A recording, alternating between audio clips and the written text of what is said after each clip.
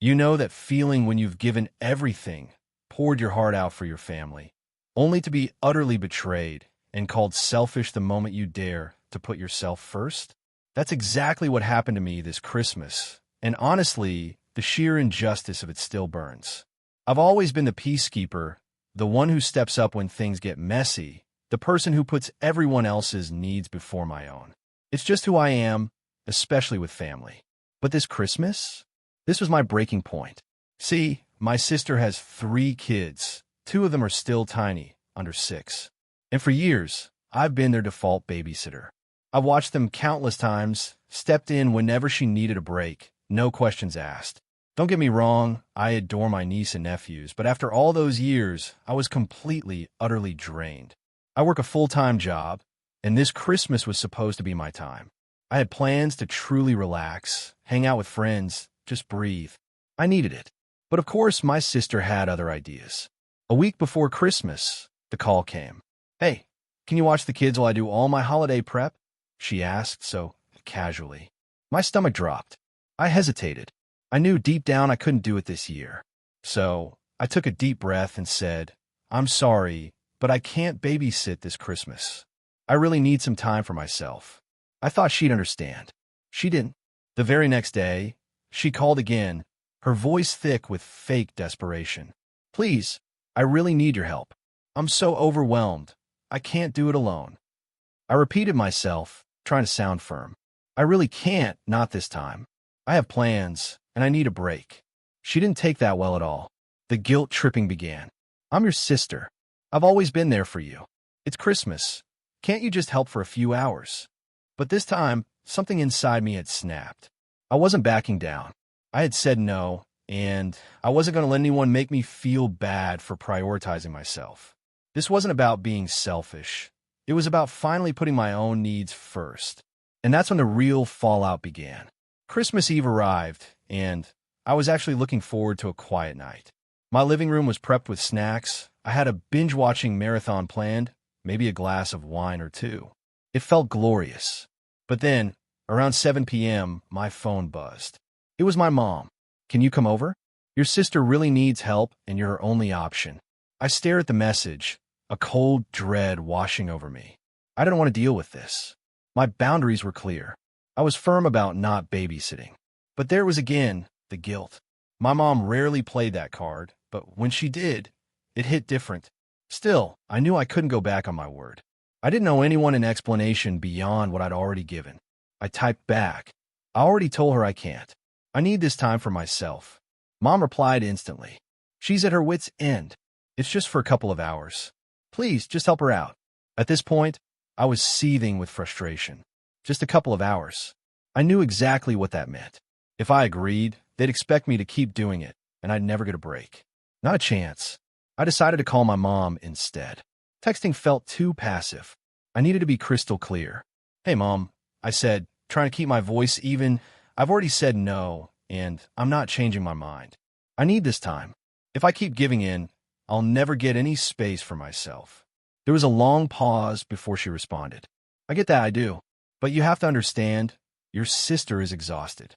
She's trying to make everything perfect, and she just needs some help. You're the only one she can rely on right now." I sighed, fighting to stay calm. "I'm sorry she's stressed, but I'm not the solution this time. I can't keep putting my needs aside for her, especially if she won't respect my boundaries." A sharp intake of breath. "So, you're just going to leave her hanging? She's going to be all alone on Christmas Eve with the kids, and you're choosing not to help?" I could hear the disappointment, the judgment in her voice, but I wouldn't budge. "Yes, I'm choosing not to help. I'm not abandoning her. I'm just not going to sacrifice my plans for her anymore." Another long silence. Then my mom's voice softened, almost manipulative. "I don't want to make you feel bad, but I wish you'd reconsider." I paused, then my voice came out firmer than before. "I've already made up my mind. I need a break. I'm not going to feel guilty for taking care of myself." We hung up shortly after, and I felt a strange mix of relief and crushing guilt. I wasn't letting anyone walk all over me, but I knew my decision would have consequences. And sure enough, the next morning, I found out just how much. I had a slow start, sipping coffee, watching the snow fall.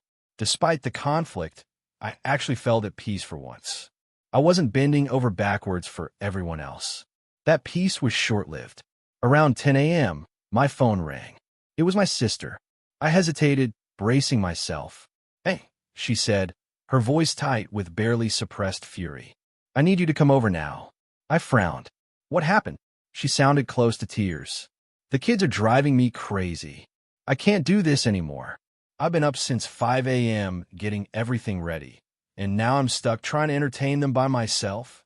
I asked you to help, and you just left me hanging." I could feel the anger rising in me, but I kept my voice calm. "I told you I couldn't help. I'm not going to change my mind just because it's Christmas. I have plans today." She scoffed. "Plans? You're going to just sit around and do nothing while I'm here drowning in all of this? That's really what you're going to do?" Her words hit harder than I expected, but I refused to let them get to me. "I'm not doing nothing. I'm taking care of myself for once. And if you can't respect that, then maybe that's something you need to think about." It was a long pause. It felt like a punch in the gut, but I stood my ground. Finally, she spoke again, her voice trembling with accusation. "You're just selfish, you know that? I've always been there for you, always. And now, when I need you, you can't even do this one thing for me." The guilt hit hard. It wasn't that I didn't care about her or didn't want to help. I just couldn't keep sacrificing my own well-being for her every single time things got tough.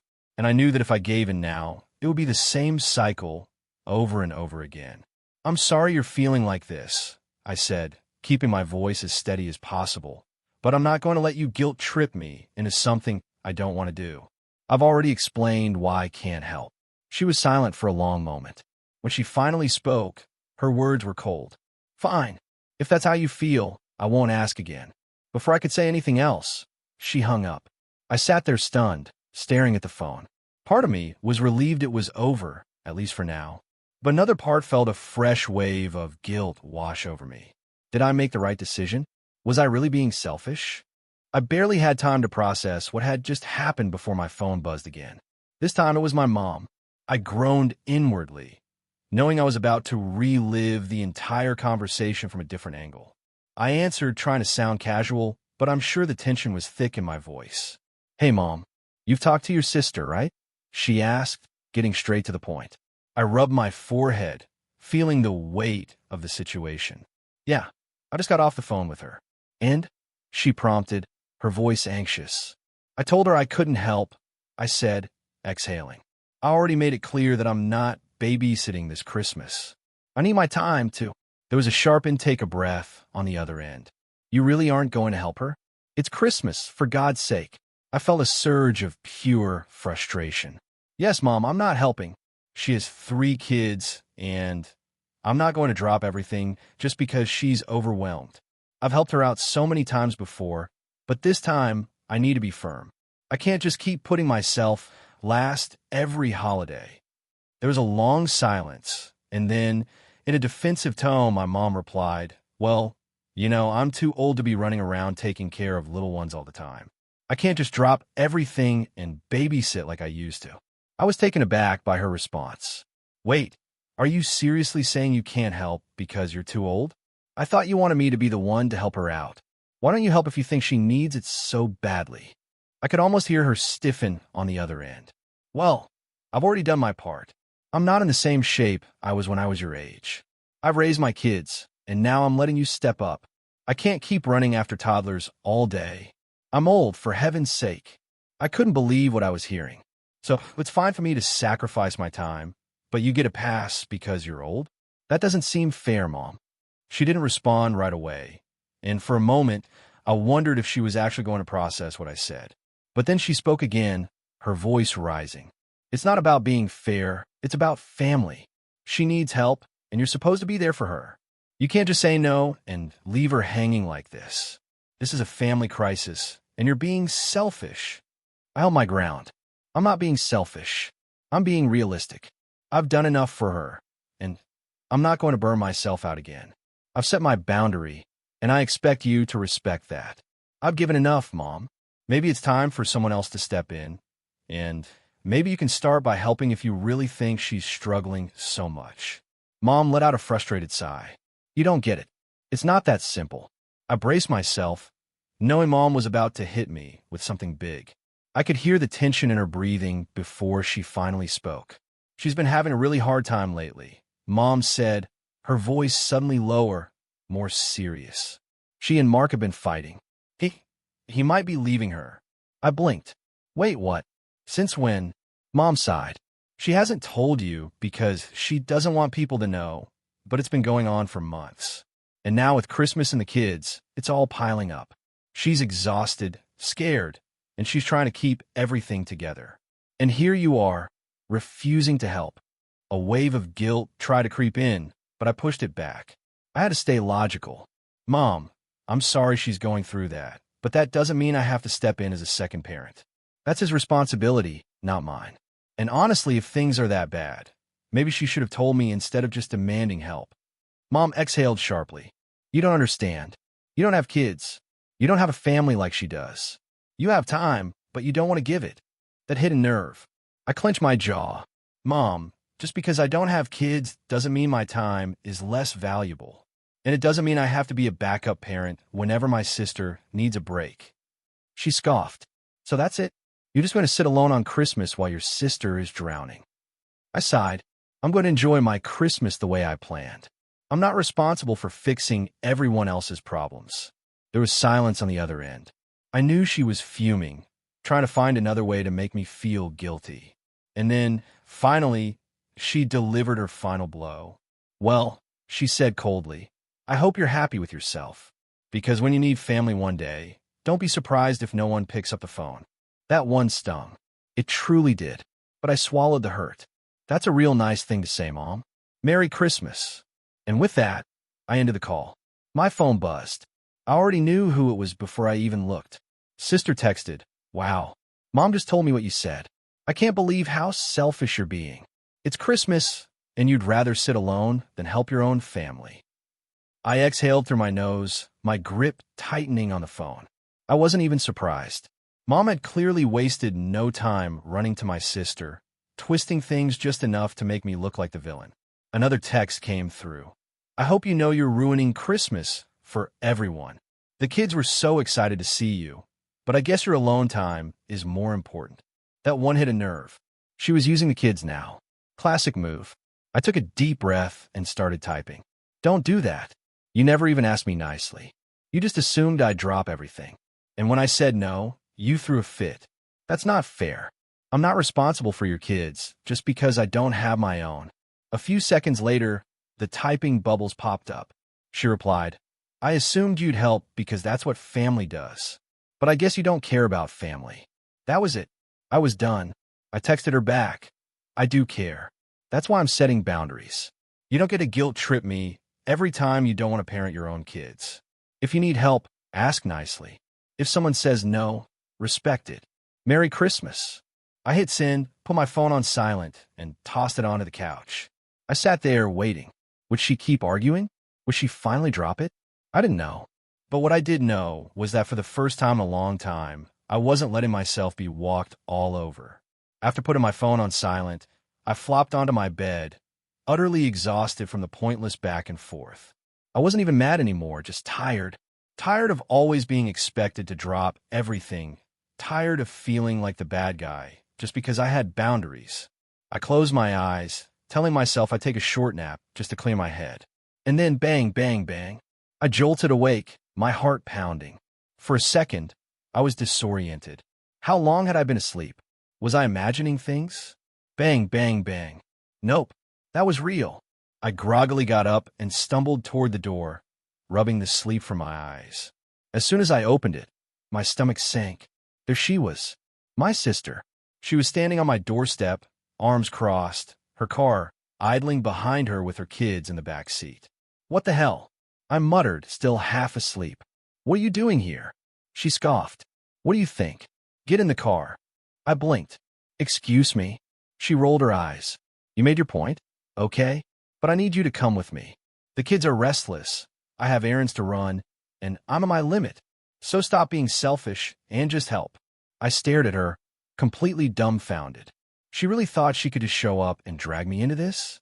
And that's when I realized she wasn't going to stop until I finally said something that would make her listen. I took a deep breath, gripping the edge of the door. No. Her eyes widened. What do you mean, no? I mean, no. I repeated, standing my ground. I'm not going with you. Her expression hardened. Are you serious right now? After everything I just said? I need help. I folded my arms. You don't get to barge over here and demand that I do what you want just because you're overwhelmed. She let out an exasperated laugh. Oh my God, you're unbelievable.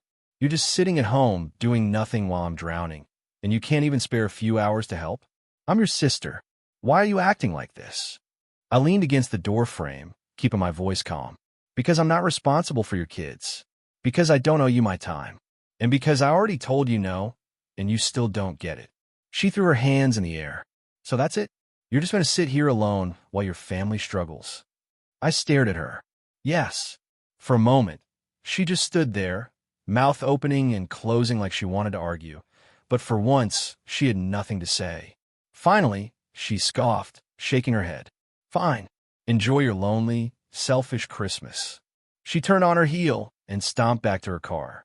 I watched as she yanked open the door, got in, and sped off without another word. The second she was gone, I shut the door and locked it, exhaling. And that's where things stand now. Christmas came and went, and honestly, I had a great time. No stress, no last-minute babysitting, no dealing with my sister's demands. Just peace and quiet. It was exactly how I wanted it. Of course, my phone blew up with passive-aggressive messages from my mom and a couple of other relatives. Stuff like, it wouldn't have hurt you to help out, and family is supposed to be there for each other. My sister, on the other hand, completely ghosted me. Not a single word since she drove off. And honestly, I'm okay with that. I don't regret standing my ground. I don't regret choosing myself for once, instead of being guilt-tripped into responsibilities that were never mine to begin with. But still, part of me wonders, was I too harsh? Could I have handled it differently?